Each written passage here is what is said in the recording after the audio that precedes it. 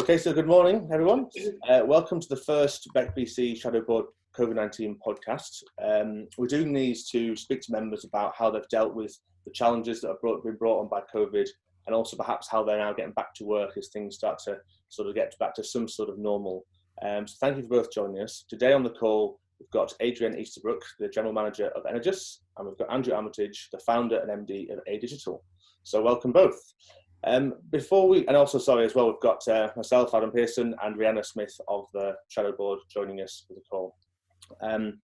So before we go any further, could we have a bit of an introduction from you both about what the businesses do and sort of what life was like before coronavirus became at the forefront of our attention? Who would like to go first? I'll go first if you want, yeah. Jen. So yeah, most of you will have been to Energus. So Energus, we're a training and conferencing facility based in Workington, West Cumbria. So if anybody's been to Energus, it's usually quite a vibrant, buzzing building. We've got a lot of apprentices in there. We do a lot of events, we do conferencing, we do training with our graduates. We've got our own in-house cafe, which is always busy. So that was life before COVID. It's a little bit different now, but we are getting back to that. Brilliant. And Andrew? Yeah, so I'm the owner and founder of Digital, and we're a digital agency. So we're concerned with all sorts of digital activity, primarily website design and development, but also digital marketing. And if I'm really honest, we've not seen that much of a change. The biggest change for us has been going remote, which obviously brings its challenges. But we were generally well set up to go remote because we were already using a lot of digital and cloud services. We've used Zoom for a number of years before it became a household name. So that in itself wasn't too tricky.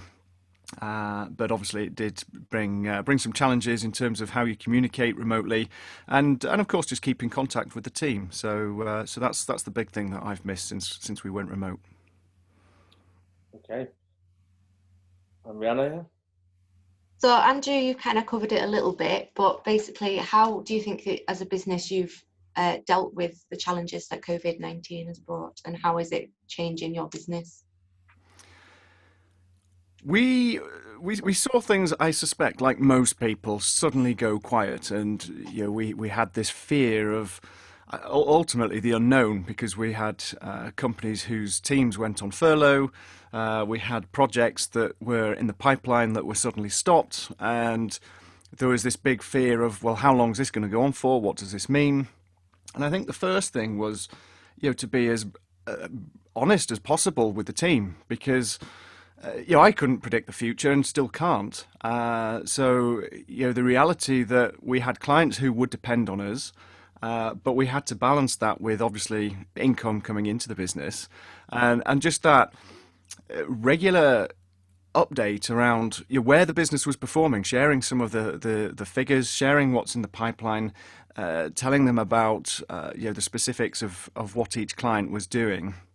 But also the positive things of if a new inquiry came in, but not trying to over-egg that, because the reality was we were monitoring workload by the day, and we could have sort of furloughed some of our team within a couple of days' notice at any point, really. So I think that was the main point, just to be brutally honest and transparent as possible with the team. So because they would be feeling that uncertainty as well, and as we all were. So I didn't want to give any false hope, make any false promises, because it was just such a big unknown. And ultimately, we've got to look after our people. There was government support in there to do that, which meant that we really had to look after the business as well, to make sure that it was still going to be here when we came back. Thankfully, we've not seen huge cuts that have really impacted us. Yes, we've benefited from some of the government support, of course, but I think that was the biggest point. Just that take hold of the situation, address it face to face, and be as honest as possible about what that might mean for all of us. Quite honestly. So Andrew, did you furlough any of the workers, or did you not have to at all? We didn't. It felt like we might have come close, because like I say, I was asking the team to fill in a spreadsheet daily in terms of how they felt personally, but also in terms of what they felt their capacity was. Whether it was quick, send help, I'm sinking, or actually no, I'm looking for things to do, and that was really the barometer for us to determine how we were going. And as the dust started to settle and people started to then think forwards about what the so-called new normal might look like, that's when it became apparent that actually people were going to be depending on us. So I think from my point of view, I really wanted to try and avoid having to furlough people, because people were going to be looking more to their digital channels, and there was potentially new opportunities for us to take advantage of. So no, we've kept a full team going right through, which has been nice, and it's been reassuring to know that we were able to do that. Brilliant. So Ardrienne, same thing to you then. So when sort of March 23rd came around and lockdown was enforced, and obviously up until that point there was sort of increasing pressure on the UK to sort of take action. When that day sort of came around, how did Energus react to that? Well, the Monday before the Friday when we were actually locked down, so that Monday we called all weekend, literally watched the news all weekend. And on the Monday morning, we called an emergency management team meeting. We got everyone together and we said, right, we need to try and if we've got staff who can work from home, we need to get them home. So then it was, I've had a VPN on my laptop for yonks, but a lot of the staff didn't. So it was, I too literally went nuts to try and get everybody the capacity to be able to work from home. So by about the Wednesday, anybody who could work from home was working from home. And then of course we've got facility staff who their job is in the building.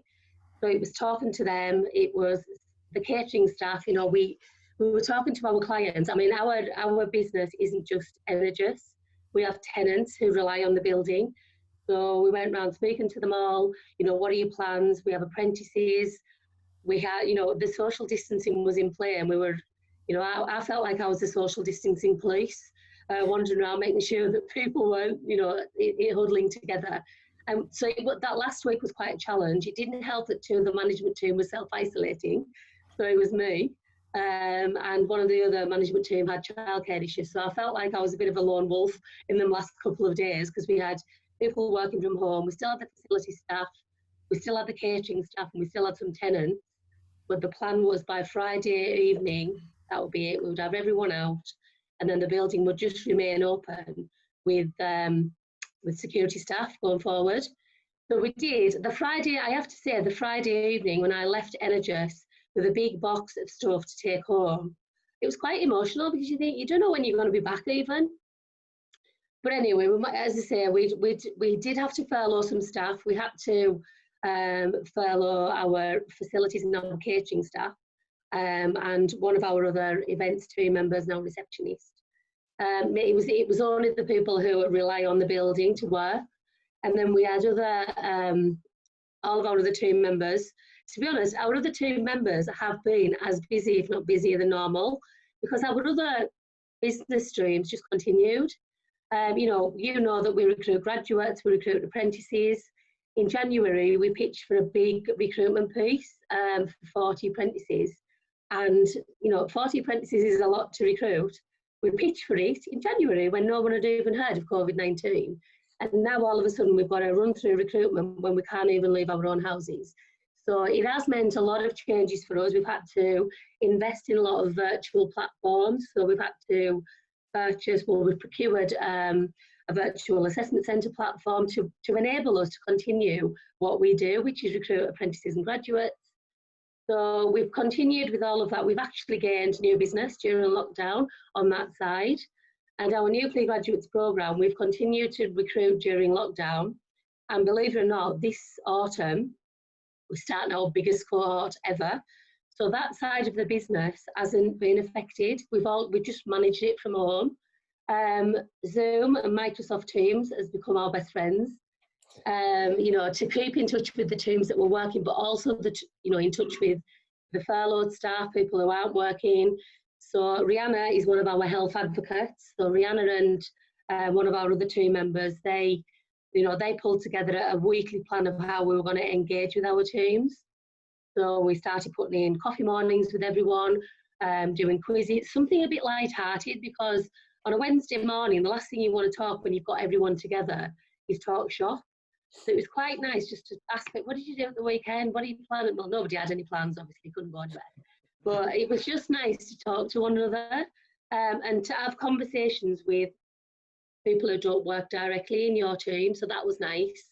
The team has been paramount. You know, the biggest thing was to make sure that they were comfortable and to try and keep in touch as best possible with the staff that weren't working. But what we did as management team, and we did this quite early on, early April, we looked at the business and thought, right, we need a plan. You know, we can't just mumble through this. So we all pulled together. We worked it on each of our individual areas, and then I pulled it together into a document that we shared with our team and our board. We called it a 3-month look ahead. So, and it focused on everything. What was going to be our key challenges? The key challenge is definitely the event side, because literally it just went away in a heartbeat. You know, getting our catering back up and running, but focusing on all the other areas. Because, you know, first and foremost, we're a building.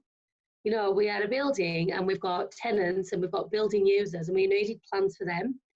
So I think having that plan, the 3-month look ahead plan, that we could then share with our board and our team members. We did a big Zoom call with everyone and talked to them, so that at least our team members were aware of what was going on behind the scenes. Yeah, they're at home and the weather was beautiful and they were sitting in the garden. But just to know that Energus was ticking away, and I wanted it to be a really positive message. Yes, we've got challenges, but we've got plans to get through those. And of course, as well, typically, I'd just written a business plan. So it went to the board in February just for comment, and the March board, which was ultimately cancelled because of lockdown, it was a new business plan. And I looked at the business plan, I thought, I'm going to have to change this business plan. But then I looked at it again, and I thought, you know what, I'm not. Because everything that I want to do in this plan, I still want to do it. So yes, this year is going to be the hardest year that we've probably ever had at Energus. But we've got good reserves. We've been successful for the last 7 years, so we're all right. We can get through this. And we've still got a plan, and that plan. So yes, I addressed COVID. I actually started the business plan to say that we're starting this year in a global pandemic. Nobody anticipated that, but this is still our plan, and this is what we want to do, and this is where we want to go. And I think that was important as well. So what we've got coming up, the first one this week, we're doing some small teams, groups, face-to-face, bringing them into Energus, socially distant, talk to them about our plans. And I think that's important as well, to get the teams involved, to say that, yeah, we're in a bit of a doom and gloom situation. If you walk into the building today, you think, oh, this is quiet. But the plan is, we've got plans to get it back on track. So I think that's, you know, involving the team and getting everybody to understand that, you know, we aren't taking this lying down is really, really important. Brilliant. It's great to hear that you put so much emphasis on that, on the sort of team aspect of that. And, you know, both Andrew, you're sort of talking to your staff, you know, every day, checking out how they are, and Ardrienne similarly, sort of, you know, making sure you have that regular contact, and even that more light-hearted touch in that sort of, what did you get up to on the weekend type questions, even though, as you say, it probably wasn't anything very exciting. But yeah, I think that's probably the most important part, because, you know, it's a phrase that we've heard a lot. We're all in the same boat, and contrary to that, well, actually, we're all in the same storm, but not necessarily the same boat.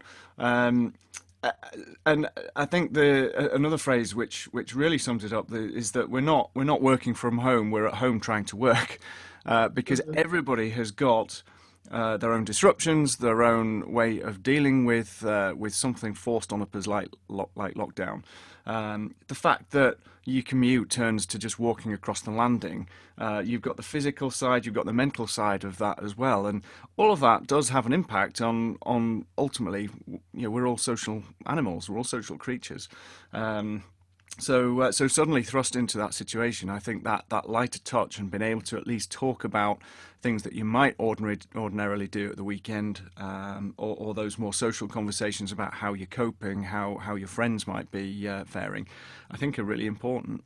Yeah, I've spoken to a few people that had the same thing, Andrew, where they, you know, yes, in their working day they're doing a lot of work, but they're also having those, you know, even those conversations walking down the corridor or whilst buying lunch. It's that sort of slightly informal conversation rather than just sort of back-to-back Zoom call where it's hard to have that that sort of natural rapport building. So yeah, very important that you keep doing that, but great to hear that as business leaders you've both continued to keep the staff involved every step of the way, really. So brilliant. Moving on to kind of today then, we're sort of 3-4 months down the line, aren't we, from when it all started. How do things look for you both from this point going forward? Have you are you starting to get back to work now, or sort of what things might change as well going forward for you? We haven't gone back to work yet. It's sort of been we tried to put a line in the sand that quite honestly has moved to the right quite a few times. And I think it's sort of step by step. I'm very mindful that in our team we've got someone whose family were in the shielding category. So we can cope, we can continue, we could carry on working remotely until Christmas if push came to shove, and arguably beyond. So personally, I'm looking forward to getting back because as you were saying, Ardrienne, we've got plans as well. We want to put plans in place, and some of those, bizarrely, revolve around the office space. And I think it's really important to have those plans to look forward. Yes, there will be some new changes, and this the normal situation of perhaps just picking up the phone and saying, "Oh, let's meet for coffee," or "Let's do this," might change. But I think our team we grew in an office, we got to know each other in an office. I think that environment, as disruptive as it can be sometimes, I think with hindsight can actually be more productive in some respects. So I think I'm looking forward to getting back. We may just put in some new measures in place that almost form a little bit of a half and half between that environment of being at home where you don't necessarily have interruptions, and then getting sort of more comfortable and familiar with working in that team environment. At this point in time, we've sort of penciled in 20th of July to go back. So we're potentially not that far off, but again, I'm not going to mandate it on anybody in the team because we can continue to work from home. I certainly think that 2 out of the 3 of us may well take up that offer of being back in the office just for the change of scenery. But actually looking forwards beyond that, we've got plans. We're actually setting up an AV studio at the office, which we'd planned to do that before lockdown. In fact, we'd just taken the room on literally a few days before lockdown was announced, and I was sort of thinking, well, if meeting face to face is not going to be a thing, maybe this is not really the right thing to do. But old habits will die hard. People do want to get back to face, I think. So we're going to crack on. We're going to carry on and face the new challenges that it brings. And actually, it could give us opportunities by more sort of remote meetings and be better prepared for remote meetings as well as those face to face encounters. And I think the real positive is we're actually going to be recruiting as well. So we're tackling it full frontal, face on. We will pull through it, and I think now is not the time to sort of reel back in and be fearful of what it is. You've just got to, there's a bit of an entrepreneurial gamble involved, but that's life. You can either sort of take a step back, and the impact that would have might not be as positive as actually saying, right, well, let's put these plans in place, let's gather some momentum, let's pull together as a team, and you can come through it stronger on the other side. Brilliant. Well, great to hear, Andrew, that you've got those plans in place, and as I say, it's not just about surviving and doing what you used to do. It's about actually projecting forwards and perhaps taking some of the things you've almost learned and developed as a company in the coronavirus forward to make this sort of work-life balance a bit easier going forward as well. So brilliant. And Ardrienne, coming back to you then, as you mentioned in your piece there, Energus is more than just a conference sort of venue centre. It's got so many more aspects to it. I'm sure a lot of people are very looking forward to being back, and whether it be the new graduates or whether it be the apprentices or any of the many sort of staff you have. What are your sort of forward plans for the reopening with Energus? Yes, so Energus, we have remained open, as I say, with the security guard, and for weeks and weeks, that was the only person in the building. Gradually, we got our facilities team back. The grass doesn't stop growing just because there's a pandemic, so we had to get some of our facilities guys back to keep the building looking spick and span for when you guys return for the networking. Yesterday, we welcomed back some of our apprentices, so one of our biggest tenants is Gen 2, and some of their apprentices started to come back. Smaller numbers, so that meant that we had to sort of up staff and get the catering teams back on site. So I actually was in Energus yesterday, so it was really nice to, like you say, Andrew, I actually got in my car and drove to work, which was a novelty. And I loved it. I had the best day ever. But there was very few people in our office. There was only one other person, because what some of our teams have said is, you know, as lockdown sort of does is, can we start to go and work back in the office? Now, the guidance is work from home where you can. But some of our, you know, we've got to look at everybody on a case-by-case basis. We've had some people who've had childcare issues, who've had to stay at home, and then we've got others that have had internet issues and said, please can I come back to Energus and use the good Wi-Fi. So we've literally worked with people on a case-by-case basis. So we've got one team member is doing afternoons. She's spending the morning with her daughter, doing schoolwork, and then she's coming into work in the afternoon. And if that works for her, then that's fine. The plan for most of the home workers is to remain at home. We think till about August, September time. I would love to have everyone back in the building, but obviously we need to look at our space to make sure that it's, you know, we're moving things around. Offices have been changed. We've already moved a few people out of their office into another one to make sure that there's enough space. I've actually moved into a tiny little office just so that when I do go in, if I've got somewhere to work, I am on my own, you know, I'm isolated, if you like. But there's other people in the building, just pop downstairs, say hello to people that aren't my own children. That would be nice. So we've got plans. I mean, obviously a lot of what we do is around our apprentices and graduates. So we have had to defer their start date. So they're not starting until later in the autumn. We did have to defer some recruitment dates. So the plan is to get that side of Energus back to work by around August, September. Other people will come back as business demand. So we do still have, as I say, we've got a couple of furloughed staff. You know, events is going to be probably the last thing that does pick up speed. And again, that will be around social distancing. One thing we did do, it's worth mentioning, early on when everybody was tightening their belts thinking this is going to be a horrendous year, we're not spending any money. What we did, we actually invested in a virtual conferencing suite. So we signed the PO, and it was a risk because, you know, we have actually got bookings in it, but we thought what we do is events, and if we can't have people face to face, let's try and get people to utilise this. So we still want people to come to Energus. So whether it's smaller numbers and others still join us in the virtual suite, then we've got the capabilities now to do that. But cybersecurity, again, a massive part of what we do. Every summer, for the last 2 summers, this would have been our 3rd year that we've run Cyber First, an amazing, fantastic platform for school children to learn about cybersecurity. And we thought they're just not going to be, you can't have 140 people in Energus when there's a global pandemic going on. So again, let's think outside the box, what can we do? So that is happening in the next few weeks, but it's going to be happening virtual in our virtual suite.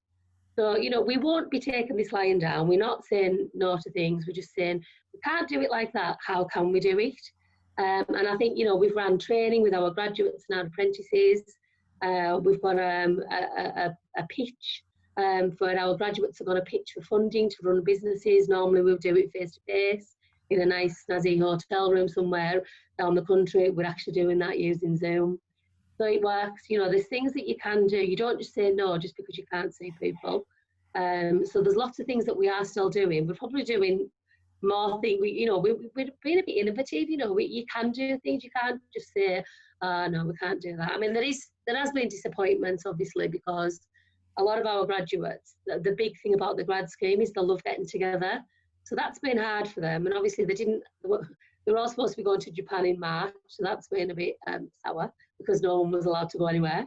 But at least it wasn't my fault. It was COVID-19's fault. So I didn't feel too bad giving them the awful news. But it's about, you know, you can't have this, but what can you have instead? So it's about looking at alternatives. And I think at Energus, that's what we're about. Ultimately, I can't wait to see people flooding in those doors on a Wednesday morning, but it's going to be a while. So what can we do in the meantime? Yeah, I think you can't underplay the sadness and the impact that the pandemic has had on thousands of families and individuals. But from a business point of view, despite all the uncertainty and the setback, I think this is a really good opportunity for a lot of businesses. As you're saying, that idea of we're innovating, we're looking at new alternatives. The answer is yes. Now, how do we make that happen? I think that positive spirit will make businesses far stronger and more robust and more resilient going forwards. So there are, despite all the sadness that goes with the pandemic and the human impact, I think there are lots of positives to take away from it. A lot of people that I've spoken to, just working from home, who have had more time with their families. My kids have been in and out, and they've shown an interest in what I do. I think they almost know what I do now for a living. That greater acceptance that we have other interruptions. We have a life outside of work, and as you were saying, Ardrienne, the innovation and that spirit and that will to find a way and to make things work. I think there's lots of positives that can be drawn from the pandemic as well.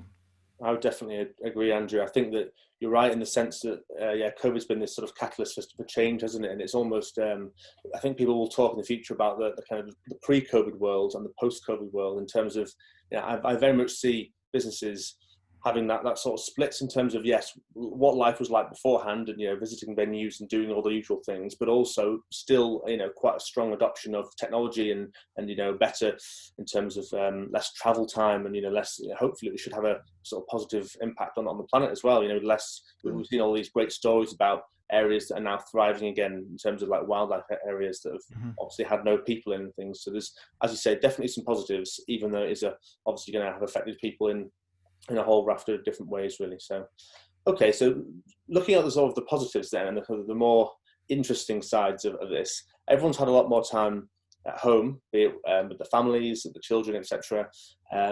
So we thought we'd do a quick sort of 3 things that you've both done that are a bit surprising perhaps, or a bit different, or sort of three things that you've done during lockdown, working from home, that you'd like to share with us today, within reason. I'll go then. So obviously you're probably, in your job title, digital, I'm not saying I was a technophobe, but I've embraced the technology. If someone, Adam, you've videoed me before, I'm not a natural in front of the camera. In fact, I hate it.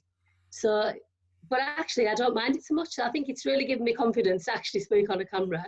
Now when we're doing Microsoft Teams or Zoom calls, I'll have my camera on, because I want to see people, and it's nice to see people's face when you speak to them. So really, I've embraced technology, used it for work, used it for, we've been doing family quizzes. We can't see people, but let's just talk to people all day long anyway. I think it made conversations easier with your family, your friends. You check in on people, and I think I've loved that. I mean, like Andrew said, I'm a social being. I like to talk to everyone. And I think it's given us more of an opportunity to do that. But on a personal level, I think, there would be, generally I'm the last person that leaves Energus, apart from the security guard. I'll be the one walking out when all the lights are going off. But I've actually taken time to make sure I didn't do that, because that can be really hard when you're working from home, to be still sitting on your laptop at 8 o'clock at night. And I made a conscious decision right at the start, I'm not going to do that. But it gets to 5:05 and I will log off, and I won't log on again till morning. And I think that has helped me process this. Lunchtime, normally at work, you'd run and get a sandwich back to your desk. No, I haven't done that either. With that spare time then in the evening, Jen, have you spent more time with the family, or have you tried some new interesting recipes, or have you? Yeah, I'm actually really pleased. I haven't gained a single pound. In fact, I've lost weight during lockdown. Because I've been walking miles. My poor little dog doesn't know what's hit her. I live in a beautiful area, and there was places that I'd never walked before. So I actually found I'm pleased I had my camera, because I was taking pictures. I've never been here before. Places that we've walked. And I'll do it on my own, or I would meet a friend and she would walk miles away from me, and we would sort of chat over a field. But I've done a lot more of that that you don't have time to do. Literally don't have time to do. Through the day when you're working, you don't have time. At weekends, you're busy, you've got plans with family and friends. but all of a sudden we had time to be able to do things. I have spent, my kids are grown up, but they still live at home, and I've spent more time with them. Both of them had a birthday in lockdown, and they spent it at home with me, whereas normally they would be off out with their friends. So that was really nice as well. So there's been good things to lockdown, that we've connected a little bit more and walked for miles. Fantastic. And Andrew, for you, anything unusual or different that you've got up to? My daily routine has changed quite a bit, which not necessarily every day, but on the whole, just taking the dog up the lane before getting into work. We would never done that on a school run morning because there just wasn't time. You sort of, where's my shoes? Where's my coat? Have you had your breakfast cereal? You've got all of this kind of thing going on. So just having sort of 20 minutes up the road, not a long walk, but just something to get you moving, I suppose, before the day has been good. Spent a bit more time on the bike, which has been nice getting out. We've had some incredible weather. But I think as you were saying, Ardrienne, just having more time, because you have all of these things that normally are clamouring for your attention, and all of a sudden we had more time. So I picked my guitar up again, which has been sat in the corner of the lounge for a long time. And I bought this guitar. It's a bright red Fender Stratocaster, which I bought when I was... I think I was about 18 and 19, with money that I'd saved up while working in Sainsbury's bakery. And it's so long since I played it. The strings are all out, but I couldn't get any new strings, so it didn't really matter. No one else was really listening. I signed up to one of these online courses, and I've been getting back into that. So that's been great fun. Really enjoyed it. Brilliant. I'm guessing as well, everyone's gardens and houses are sort of immaculate, and all the DIY is almost done, and all the gardens are pristine. I've heard that from a lot of people, really, but yeah. Anyway, guys, well, thank you very much for that. It's interesting to hear, and some real nice sort of positive messages, which is what we want to hear and sort of share with our fellow cluster members. And just from a sort of personal thanks, both of you have been huge supporters of the cluster over the years. Ardrienne, both from a sort of facilities point of view and hosting events, but obviously Andrew, you've been a huge sort of resource for the cluster over the last few months. We're doing all the online e-meetings and things, so really appreciate your efforts there as well. So apart from that, just sort of wish you all the best getting back to sort of normal, or whatever normal is going to be, and I'm sure we'll see you at some of the events in the future. Thanks both. Thanks, Adam. Thanks for having me. Thank you. Bye. Bye.